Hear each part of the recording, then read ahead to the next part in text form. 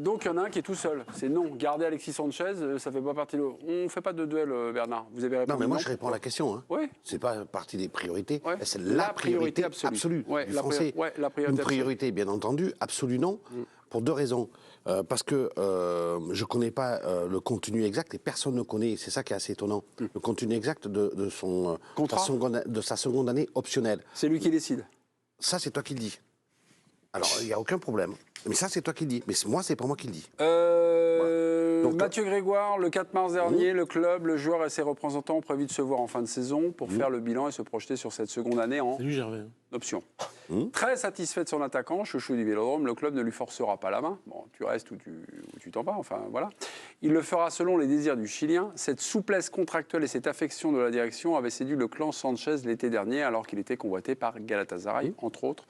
Il faudra lui offrir un effectif plus compétitif encore et le mettre dans les meilleures conditions. Est-ce que ça éclaire volontaire? Pas du tout. Non, contractuellement, ça veut pas dire que contractuellement parlant, Alexis Sanchez, s'il décide d'actionner une deuxième année optionnelle de façon automatique, de facto, ça sera fait. Ça veut dire qu'il y aura une discussion, une option, il a la préférence, mais juridiquement parlant, ça peut dire si je veux ma deuxième année, je l'ai. Non, mais ce qui va être intéressant, c'est... Et deuxièmement, il faut voir la deuxième année, sous quelles conditions contractuelles, donc financières, pour quelqu'un qui a plus de 34 ans. Donc c'est une priorité, oui, absolue, non. Pour nous, ça, c'est pas la question. Moi, ce qui m'intéresse, c'est pas mal, Bernard. Non, mais c'est... Non, mais là, on parlait sportivement. Bah oui, mais enfin...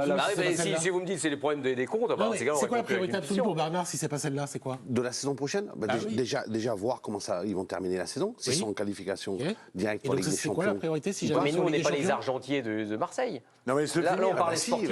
C'est quand même. C'est quoi ta priorité? La priorité absolue alors? C'est un milieu de terrain. Avoir un attaquant dans une équipe qui va se qualifier pour la Ligue des Champions, un attaquant qui marque, avec cette expérience-là, qui a cette grinta-là, tu vas en trouver beaucoup, toi. J'attends ta priorité absolue. Attends, je suis pas à l'intérieur des contrats. Donc moi, j'attends de voir ce qu'il y a dans la... Non, sportivement, j'ai dit que c'est une priorité. Quelle est ta priorité absolue au début de mon intervention? Je dis qu'après, en fonction de ce qu'il y a dans le contrat... Oui, mais là, c'est pas... Non, mais ça, c'est un argument pour les j'ai joueurs du mal à entendre. 35 ans. Oui, pour moi, dans ce contexte-là, maintenant que tu as dit ça, c'est quoi ta priorité absolue? Mais la priorité absolue, déjà, il faut voir comment tu termines la saison. Non, mais on va pas... Et donc, elle est après... Non, mais c'est pas ça. Non, mais il y a un truc qui est gênant, c'est que nous, on est journalistes, là. On discute techniquement. Si on m'explique, en fait, nous, le truc, maintenant, on devient financier de l'Olympique de Marseille. On me dit, on peut pas. Mais moi, c'est pas mon rôle. Là, on n'est pas en train de discuter ça. Sinon, évidemment, qu'ils peuvent pas prendre certains joueurs. Là, il est dans le club. Il est déjà dans le club. Pour moi, la seule interrogation sportive qui existe, et vous avez pris Vitinha à 32 millions d'euros à cette intersaison. Donc, ça veut dire qu'il va jouer l'année prochaine. C'est évident. Vous l'avez pas pris pour jamais le faire jouer. Dans ce système-là, voilà. Le seul, c'est comment ils vont arriver à faire fonctionner les deux. Sinon, à partir du moment où vous l'avez, le fameux attaquant que vous avez recherché pendant un paquet de temps, il faut le garder. La logique, c'est le garder. Aujourd'hui, il y a 9 chances sur 10 que Marseille se qualifie directement pour la Ligue des Champions, même si on espère peut-être ici que ça soit Lens. Ah ben non, 9 chances sur 10. 9 chances, 90% de chances. Marseille finit deuxième. 50% de chance. Ah ben c'est déjà plus la même chose. Et encore, il y a Monaco. Si aujourd'hui tu me dis, mais aujourd'hui on parle au 20 mars, au 21 mars. 28 journées, reste 10 journées. Voilà, au moment où on parle. Quand le printemps arrive. Quand le printemps arrive. Quand Lens sera champion de France. Tu veux l'heure aussi pour encore. Quand Lens sera champion de France, on fera d'autres débats. Là, pour l'instant, ils sont deuxième, Marseille. Donc ils vont sans doute se qualifier pour la Ligue des Champions. Si tu me dis aujourd'hui qu'il y a mieux sur Terre, pour eux, dans le contexte du gars qui connaît la Liga, qui connaît le club, qui pourrait être bon en Ligue des Champions, si tu me dis qu'il y a une autre priorité absolue, et je t'ai posé au moins 5 fois la question et tu ne m'as jamais répondu, il n'y a pas d'autre priorité absolue. Je te répondrai par l'absurde. Ce débat, il valait l'année dernière pour Milik. Voilà ce qui s'est passé avec Milik. C'est pas le même niveau. Milik, il n'était même pas titulaire tout le temps. Alors là, vous avez un type indispensable. Milik, c'est pas un joueur de niveau international. C'est pas une question de niveau international. C'est l'année dernière, Milik était pas... Je vous invite à regarder les stats de Milik à l'Olympique de Marseille. Milik, l'année dernière, n'était pas un indiscutable. C'était C'était pas un indiscutable. Alors que là, tu as acheté un joueur cet hiver, le plus gros transfert de l'histoire de Marseille, qui ne joue pas. Parce que l'autre, il joue tous les matchs, quasiment tout le temps. Parce qu'il est bon. C'est pas pour lui faire fin de plaisir. contrat à l'OM à la fin de cette saison, au mois de juin, j'ai du Malinowski, j'ai du Nuno Tavares, j'ai du Bailly, j'ai du Caboret, j'ai du Kolasinac et j'ai du Blanco.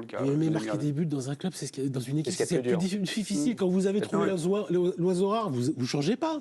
Ah, sauf si le gars. Et l'état d'esprit. Mais Et l'état oui, d'esprit. c'est la Il grinta qu'il a. impulse un Et état d'esprit. il a Regarde, même quand même peut faire mal. de l'expérience dans le vestiaire, il a l'air incontournable. Regarde, même si c'était décalé, il a dit je viens jouer le titre d'entrée. Tout le monde se foutait de sa gueule, sauf qu'il est deuxième, il est qu'à 7 points. Alors, attention, Moi je viens pas pour il y va. bricoler, Ah oui. il avait des S'il ambitions. perd pas hier, c'est grâce C'est à un lui. pro, j'ai entendu Vertou, j'ai entendu des joueurs de Marseille dire heureusement qu'on l'a. À la mi-temps, il est intervenu, j'ai lu dans l'équipe, j'étais pas dans le vestiaire à la mi-temps. Mais voilà, c'est un type qui tire l'équipe, c'est un phare, il a 34 ans, il marque des buts. Bon, il faut le garder, à moins qu'il délire ou qu'un autre club l'appelle. Alexis Sanchez a un objectif à Marseille.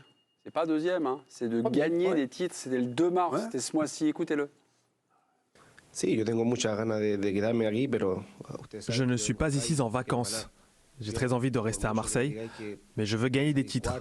Je l'ai dit quand je suis arrivé, ça ne m'intéresse pas d'être deuxième, troisième ou quatrième, de se qualifier pour la Ligue des Champions. Moi, je veux être champion, je veux remporter des titres, et donc pour mon avenir, on verra en fonction des résultats obtenus. Bernard nous a dit quelque chose. Il a 34 ans, le gars est hyper généreux. Il est très très généreux, il ne se ménage pas. Il aura 35 ans le 19 décembre prochain. Donc il a signé qu'un an, après l'année optionnelle. C'est pour ça qu'il a signé qu'un an. Ouais. S'il en avait eu que 24, il m'aurait fait signer 4 ans. Vu l'investissement, vu la somme et tout ça, est-ce que voilà, est-ce qu'on se pose la question? Alors, et aujourd'hui. Est-ce qu'il y a un sujet quand même? Non, mais aujourd'hui. Ça dépend où on se place. Comme a dit Hervé, on n'est pas financier, on n'est pas prospect. Mais c'est une partie quand même importante du deal. Oui, évidemment. On n'est pas. Évidemment, mais la question sur Messi, par exemple, si on la rapporte à un autre club et à un autre joueur, bah si, parce que là, C'est du business. Oui. Ah mais Messi, alors me oui, mais compare si pas Messi avait Messi 23 à Alexis Sanchez. Me compare pas la politique Le fait qu'il ait sportive 35 ans, de l'Olympique de Marseille, évidemment- c'est du Paris Saint-Germain. Évidemment que ça n'a rien à voir.